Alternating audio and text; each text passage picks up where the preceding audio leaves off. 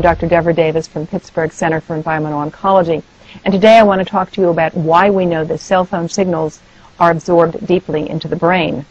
Studies have been done that have modeled how the phone gets into the brain. They've been done by the cell phone industry, and here's what we know. When you hold a phone up to your ear, you are, of course, exposing the hearing nerve, indicated here in this model of the skull. But we also know from other studies that have been done by the cell phone industry that the phone signals are absorbed very deeply into the brain, and you see here they're absorbed much more deeply into the head of a 5-year-old than they are into the head of an adult. Now, nobody knows what this will mean for the long term, but we do understand this.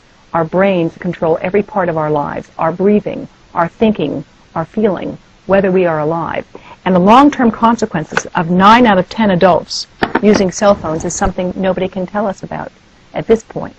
But new studies from Sweden just released last week at the Royal Society by Professor Lennart Hardell, a distinguished oncologist from Sweden, have found that those who began using cell phones before age 20 have 5 times more brain cancer by the time they reach their late 20s. This is, of course, very worrisome. That is why we don't want to wait for more proof on this issue. We want to take simple precautions to reduce our exposure to cell phones while we continue to study the problem.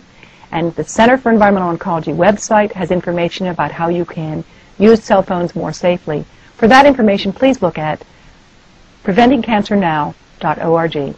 Thank you. I'm Dr. Deborah Davis.